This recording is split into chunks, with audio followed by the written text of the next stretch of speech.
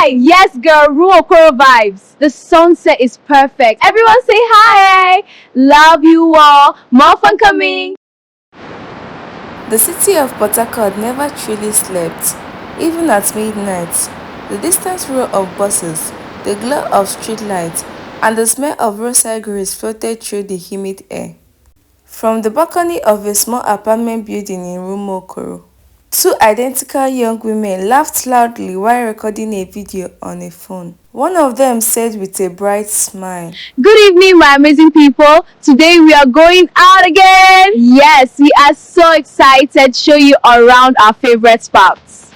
Her name was Nkemdirimo Okafor. Standing beside her was her twin sister Nkemjika Okafor. Same smooth caramel skin, same sharp cheekbone, and same confident smile, but their lives were nothing like what the video showed. Once the video stopped recording, the sisters stopped smiling instantly. Nkemdirim signed and dropped the phone. We have only 200 naira left. Both sisters leaned against the balcony rail and stay at the busy road below. And yet, people online think they are living the dream. Online, they were known as Okafor Queens. Two identical twins who appeared to live a luxurious life filled with restaurants, designer clothes, and city adventures. But the truth, their luxury apartment was a single cram room in a crumbling building. Whenever they go to the bedroom to take their baths, they often struggle with neighbors, queuing with buckets and sponge, striving for who will enter first. Their designer clothes were borrowed or thrifted. Many of their photos were taken outside hotels they had never stepped into. They lived deep inside the ghetto streets of Diobu when survival was louder than dreams. Still, every day they pretended, because pretending had become easier than explaining poverty. The twins had not always been like this. Their mother, Ezinne Okafor, once ran a small food store. She was a strong woman who raised them alone after their father disappeared years ago. But when she died suddenly from illness, everything collapsed. They were forced to drop out of school, rent piled up, and hunger becomes their normal routine. I'm so hungry. People don't check up on us anymore. Ever since our The mom twin passed, I discovered miss something her. powerful during those Me difficult too. days. People treated you differently if they believe you are successful. We have to keep dreaming. Remember the So chalkboard? they created a Yeah, different luxury life life. loading. They borrowed clothes from a boutique owner named Auntie Helima, promising to advertise her shop online. They took photos outside fancy places like Hotel Presidential. They filmed videos near expensive cars parked on the streets. And slowly people started believing the illusion. But inside their room at night, the twins sometimes stared at the cracked ceiling and wondered how long the lie would last. One night, Nkem Jikam whispered in the darkness. Do you ever feel tired of lying? Nkem Delim did not answer immediately, but when she finally spoke, her voice sounded heavy. Every single day. One afternoon, something unexpected happened. While filming a shopping vlog outside a boutique, a young man walked towards them with a curious smile. His name was Tamno Briggs, a journalist known for exposing fake lifestyle on social media. He had been watching their videos for weeks, and today he had followed them. "You girls are interesting," he said calmly. The twins froze. "What do you mean?" Nkem Jikam asked carefully. Tamno held up his phone. "Because the apartment you show online is not yours." Their hearts pounded. "And the car in your last video belongs to a lawyer named Barrister Sotoye who works nearby." People on the streets began to look at them and whispers started. Tamno continued, "Why pretend to be rich when you clearly are not?" Within minutes, the confrontation was recorded and posted online. By evening, the video had spread across the cities and the Okafor queens had been exposed. The internet was merciless. They threw at them frauds, attention seekers, fake girls, and all sorts of names they could remember. Sponsors disappeared instantly.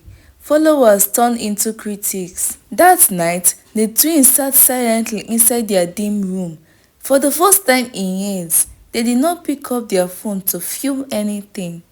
Finally, Nkem Dilim spoke quietly. I think the lie has finally died. Days passed, the twins stopped posting online and they stopped pretending. Instead of hiding, they started doing something different. They started volunteering at a small community center run by a retired teacher named Mrs. Adeze Wankwo. The center helps children from poor neighborhoods learn basic skills. The twins kindly helped the little boys and girls to know how to read and write. They also helped organize food donation without no cameras, no filter, and just real works. Mrs. Wankwo watched them carefully one evening. All right, class, who can tell me what this diagram means? You girls carry a lot of pain. Nkem Jikam finally told her everything, the poverty, the hunger, and the shame of being looked down on. And pretending makes people treat us with respect, she finished. Mrs. Wankwo nodded slowly. That means the problem was never your lie, she said. The problem was how society treated people who were struggling. Weeks later, something unexpected happened. Tamno Briggs, the same journalist who exposed them, returned. But this time, he did not come to accuse them. He came with camera crew. He had discovered their work at the community center, and what he saw surprised him. The twins were no longer pretending to be successful. They were helping others survive the same struggle they once hid. Tamno recorded everything, the children laughing, the twins teaching, and the small center was filled with hope. Then he releases a new documentary online titled The Truth Behind the Okafor Queens. The city watched, and for the first time, people saw the real story. Two girls who had once faked wealth, not out of greed, but out of depression to escape the humiliation of poverty. The reaction shocked everyone. Instead of insults, sympathy poured in. Donation arrived for the community center. Local organizations offered support. Businesses offered the twins real job managing youth programs. The narrative had changed. 1 year later, the twins stood in front of the renovated community building. A sign above the entrance read, "The Ezinne Okafor Youth Center," named after their mother. Children filled the courtyard with laughter. The twins were no longer pretending to be influential. They had already become influential. Real influence, real respect, with real purpose. One evening, as the sun set over Port Harcourt, Nkem Jikam smiled at her sister. Remember when we thought pretending was the only way to survive?